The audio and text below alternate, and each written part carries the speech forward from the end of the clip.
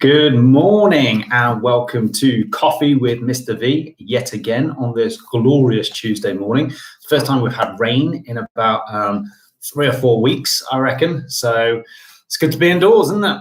Anyway, Coffee with Mr. V. Today is part 2 of the 2-part double header that I promised. One on minimum prices, which we did yesterday. And today we're going to do maximum prices. Okay, so you know the score now. If you want to participate Coffee with Mr. V, go and grab yourself a coffee, and then with me, let me just synchronize sip, and that'll be the best part of our day.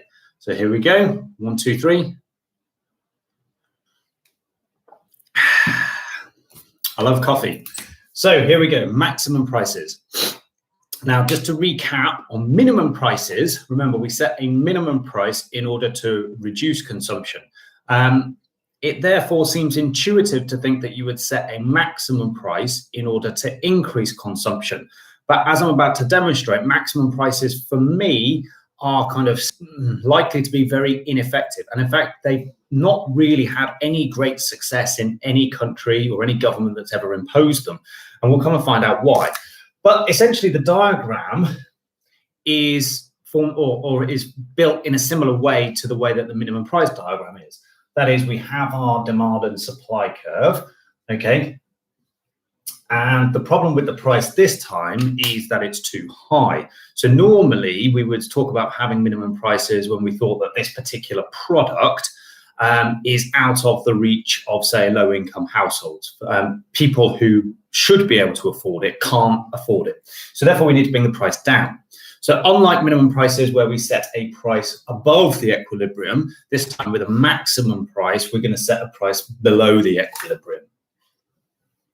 We can call that max price, or we can call it P max. It doesn't really matter. Okay, but the important thing is that you must set the maximum price underneath the equilibrium price. Otherwise, it would simply be ineffective. Okay, so if the price of this product was £5, but you're setting a maximum price at £6, well, the price is £5 anyway, so there's no point. On the other hand, if you set the price at £3, you have now made it more affordable to people who want to buy it. And indeed, if we look at the demand curve, remember, is the line that shows us what people want to buy at any given price. At P max, lots of people want to buy it. Okay, the quantity demanded is a lot, is further to the right than where our initial equilibrium was. So in that sense, we have certainly made it much more affordable. On the other hand, the big problem with maximum prices is that on the supply curve, the intersection with P max is here. And what this is saying is that maximum prices lead to this unfortunate situation in which we have excess demand. Lots and lots of people want to buy the good, but from a supplier's perspective, from a producer's perspective, that P max only covers its marginal costs up to a certain point, and therefore producers will not be able and willing to produce beyond QS. It doesn't make any sense, for example, to produce QS plus 1, this unit here, because the marginal cost is above the price, and therefore you would actually incur a loss by making it. So therefore you wouldn't. So we have excess demand, but that is how you would use a maximum price. In terms of consumer and producer surplus then, so this was our consumer surplus before, okay? Now, it would seem logical to say that the consumer surplus gain has been all of that, but it isn't, because remember that we're only consuming up to QS. The only reason we're consuming up to QS is that producers only produce up to QS. So if producers only produce up to QS, then you can only consume up to that much. You can't consume any more.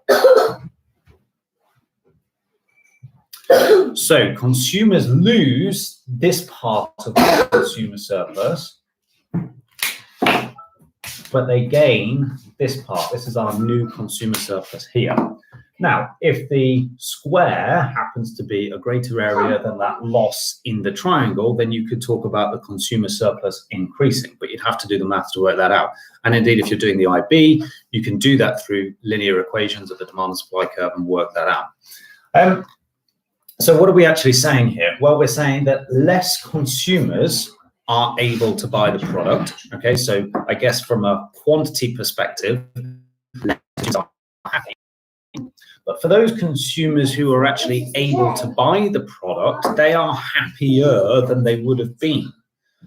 So that's what I mean by, has consumer surplus increased or decreased?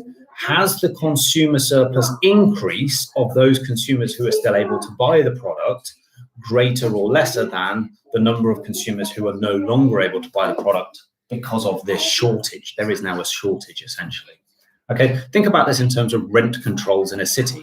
So for a city like Oxford, where rents are very high, the county council could come in and set a maximum price or a maximum rent on housing here. On the one hand, that would make those people who managed to hang on to their houses very, very happy. From the perspective, though, of the landlord, the maximum price is no good. Some of those landlords would simply, it wouldn't cover their mortgage, so they'd sell their house rather than rent it. And that would mean that a number of consumers were no longer able to actually rent anymore. So some consumers would essentially be, some tenants would essentially be turfed out of their rented accommodation. So it's no good for them. From a producer's point of view then, producer surplus was here. Unfortunately, it's only there now. So producer surplus has seen a huge loss. Okay, so maximum prices certainly are no good for producers. Overall, I'm struggling to see the real benefits of a maximum price. I get it from the point of view of low-income households. If they previously weren't able to afford something, they can now theoretically afford something. The big problem is this shortage. We call it excess demand, but in reality, it's just a shortage.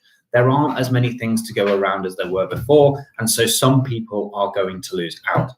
In addition, a little bit like the minimum price scheme, there is quite a big chance that this market. Excuse me, that's the first time that's happened. All right, because you have a consumer here who is willing and able to pay above the market price, and you have a producer, sorry, I said market price, the maximum price, and you have a producer who would be able to produce and sell at above the maximum price as well. And there is every possibility that this consumer and this producer might come together on the black market and make a transaction.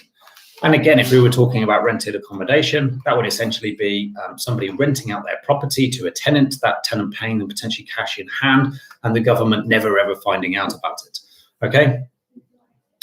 So there you go. I think that's maximum price is done. The important thing is analyzing the diagram, understanding the diagram, and also being able to do the consumer and the producer surplus bits in there. Okay, that was a nice short one. Hopefully that answered all your questions though. Take care, and I'll see some of you later today, but if not, I'll see you sometime soon. Cheerio.